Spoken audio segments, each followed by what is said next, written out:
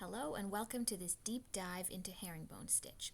I've always loved the herringbone look and texture, and tutorials for it keep popping up on YouTube, on Instagram, so I decided I wanted to make a hand towel with this beautiful stitch. But I quickly realized there are many ways to create the herringbone look.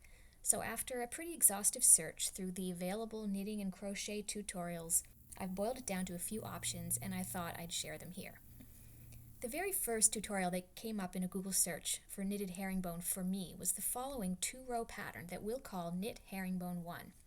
All the tutorials for this knitted herringbone recommend using a needle that is 2 sizes larger than recommended for yarn, or it will be way too tight, and it's true. So do make sure you do that. Here I've got a DK weight cotton, so I'm using a 6.5mm set of circular needles. For this version you can cast on any number of stitches, and the pattern starts by slipping 2 stitches knitwise. Then, once those 2 stitches are on the right-hand needle, you start the process of knitting them together by inserting into those 2 slipped stitches through the front loops, which is always an awkward thing. Wrap the yarn over and pull it under as usual, but then instead of kicking them both off the needle, you only cast off the first one, the rightmost stitch, and keep the other one on the hook, but then slip it purlwise onto the right-hand needle. Then slip a stitch knitwise and do the whole thing again. So knitting again those 2 stitches together through the front loops, and then only casting off the first one, which is a little tricky to do. Then slipping. Now you can see that I'm actually slipping that, I think, knitwise. Don't even worry, because we're not going to continue this method for very long, but I'm not even doing it right. You're supposed to slip the first one purlwise, the second one knitwise, and then work them both together off the right-hand needle. Eventually, I realized that this is a lot of steps. It's hard to remember what you're doing, and it's really slow. So I went back to Google and found many other tutorials that do it a little bit differently. You don't actually have to do all that slipping. You can simply work both of the stitches together through the back loops, leaving them on the left-hand needle. So let's try it that way. Work the 2 together from the left-hand needle through the back loops, and then just kick off 1 stitch, keeping the other one on the left-hand needle, and keep repeating that. So knit those 2 together through the back loops, cast off the first one, keep the left-hand one on, and just keep repeating that. This is definitely simpler. I'm happy having simplified the steps, but I still can't say I'm enjoying this. I like to be able to relax into a stitch. This process is mechanically difficult. It's hard to cast off only one of the 2 stitches, and doing so creates a restricted tight join between your 2 needles. But before I judge it further, let's attempt the wrong side. So once you get to the end of the right side row, you end up with 1 loop left, which you simply slip knitwise. Then turn the work around. Row 2, or the wrong side, is the same in all versions of this that I've found. You just purl 2 together, but instead of casting off both, you just cast off the first loop, keeping the second one on the left needle, and then work it together with the next one. So again, just repeat that. Purl 2 together, only cast off 1 stitch. Again, although this repeat is very simple, I can say that I do not enjoy doing this. It always feels very tight because of keeping back that second loop and working it again. Really, you're working every stitch twice. The space between your 2 needles is so tight, I'm always forced to work right near the tips of the needles, which doesn't feel good. I'm always in danger of having the stitches fall right off. Watch how, when I let go of the right-hand needle to do my yarn over, the needle just sort of slips right down. The stitches are always threatening to fall right off. I do think part of the problem here is these needles have a really sharp slope between the tip and the fat part and a really slippery finish. So I dug up a set of DPNs that are in a more matte bamboo with a gentler slope. They are a smaller size though, hopefully that'll be okay. They're a 5.5mm. Still big for DK weight. So I'm back on the right side.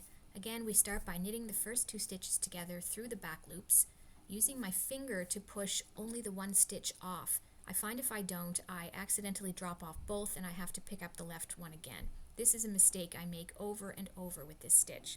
I also find myself holding the needles in a really weird way when I do my yarn over, which is not something I normally feel the need to do. I don't think I'm exaggerating when I say the mechanics of this stitch are awful for me, and I'm not getting better or faster at it after 3 rows. I have all this tension in my arms, neck, and jaw. I'm gritting my teeth. My left pointer finger is going numb and sore. This is a difficult stitch to work. All right, I'll take a break from complaining and we'll have a look at what the fabric looks like so far. It's definitely got a nice interlocked herringbone look with these longish slanted loops crisscrossing each other. The edge is a little messy with these loops sticking off there, but that might be because I was just kind of not working very neatly. Overall, I like the look of this fabric a lot.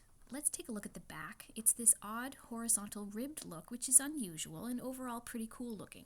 Definitely not reversible, but I don't hate the look of this on the back. So I love the fabric, but can I see myself doing a large project with this in DK weight? Most tutorials demonstrate this on bulky yarn with gigantic needles, and now I understand why. So I kept looking and found this version which might be easier. We'll call this one Knit Herringbone 2. For this one, you do need to cast on an even number of stitches. So I've got 20, I'm good to go. Start row 1 by knitting the first stitch. I like this better already. Then the repeat goes slip 1 knitwise, knit 1, and then go back and pick up that slipped stitch with the left hand needle and pass it up and over the knitted stitch. But then instead of casting it off, insert the right needle into it and knit it. So doing this creates this slanted loop here that lies over both of the stitches we've just created on the right hand needle. And then you just repeat that. So slip 1, knit 1, pass the slipped stitch over, but knit it instead of just casting it off. This already feels much better than Herringbone 1, mechanically at least. There's nothing difficult here. It flows much better. It feels like it will work up faster. So then once you get to the end of the row, you will always have one stitch left and you just knit that final stitch, which is also how you start each row. So there's a nice symmetry there, easy to remember. So far it looks interesting. You can definitely see the slanting loops that will create the herringbone look. They're longer and looser than in the previous version. But let's take a look at row 2 now. So flip the work around so that you're working on the wrong side. And it starts by making as if to purl the first 2 stitches together in the way that you would normally do that. But then don't cast those 2 stitches off. Keep them on the left-hand needle because you're going to purl the first one, again, in the usual way. Then once you've done that, you can cast both loops off the needle. Sort of creates this big loose loop here, and then repeat that process again. So go as if to purl 2 together, and then purl again into the first loop, and then cast them both off. This process reminds me a bit of Herringbone 1. It feels like we're working each stitch twice. It's kind of difficult. It doesn't feel tight, but it does feel like the kind of thing that will not become tremendously faster with practice. I think I'm always not going to enjoy this and I'm going to find it slow. At any rate, once you get to the end of the wrong side row, the last 2 stitches, you just purl them together and then purl that first one again, the same as you've been doing all along, and drop both stitches off the needle. So there's nothing special to remember to do at the end of the wrong side row. I'll just keep working that a bit off camera so we can see what it looks like after another few rows. One thing I discover when I do that is that it's quicker to just insert the left-hand needle into that slipped stitch, leave it there, wrap the yarn over, and then pass that slipped stitch over. Something you'll figure out that does save time. Let's take a good look now that I've got a bit more worked up. Herringbone 2 is definitely a looser, more open stitch. I would call it more of a suggestion of a herringbone. It does have alternative slanting loops, but compared to Herringbone 1, the slanted loops don't look like they're interlocking. Herringbone 1 is denser, and the surface has a flat, much more woven look. On the back, Herringbone 2 really just looks like slightly messy purl bumps, as opposed to the interesting ribbed look of Herringbone 1. Both are around equally stretchy, which is to say, not very stretchy, so they both do seem appropriate in that way for a hand towel, where you do want a sort of a dense fabric that still has good drape. A closer look at the texture really reveals a true winner for me, appearance-wise at least. Herringbone 1 is truly just a flat mat of tightly interlocking herringbone lines, which is what I really enjoy visually. For me, Herringbone 2 is more of a faux herringbone. So far, it's a tie. Visually, Herringbone 1 is the winner, but it's just not relaxing or enjoyable to work. Let's take a look at how long each would take to work up to make our theoretical hand towel. 2 inches in this 20 stitch swatch took only 12 minutes for herringbone 2, but for number 1 the same length took a whopping 21 minutes and 1 extra row. Not surprising given that it's tighter, denser, and more difficult. But that is not an insignificant difference, and it does beg the question, how much more do I love the appearance of herringbone 1? Is it worth it? Let's change gears and see what our crochet options are. There are many versions based on single crochet, half double, double crochet stitches, but the only one I found that seemed to give a herringbone-y enough look for me were the ones based on single crochet, so I'm going to focus on those. Fortunately, none seem to require a gigantic hook, so I'm going to use my 3.75 millimeters for this sport weight cotton. Start by chaining any number of stitches here, even or odd, so I'm going to go with 20 stitches again. Once you've got your chain, work a single crochet into the second stitch from the hook. Then we're going to work across in what most tutorials call herringbone single crochet. This is where you insert the hook into the left leg of the stitch that you just worked. So just insert the hook into that left leg and keep it on the hook, and then insert in the usual way into the next stitch, pull up a loop, and then work a single crochet. So yarn over and pull through all loops on the hook. You're always going to have 3. So that is a herringbone single crochet, and you're just going to do that all the way across. So again, pick up the leftmost loop of the previous stitch before you insert into the next stitch, pull up a loop, and then yarn over and pull through all 3 loops. It's a little awkward picking up that left leg, but I feel like it will get easier over time, and overall, so far, this is relaxing and enjoyable.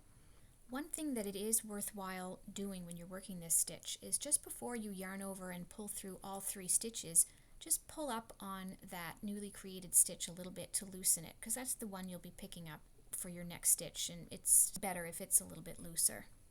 And skipping ahead to the very end of the row, just work a single crochet herringbone into the last stitch as usual. Mine's a little tight there. And then a chain 1 and turn.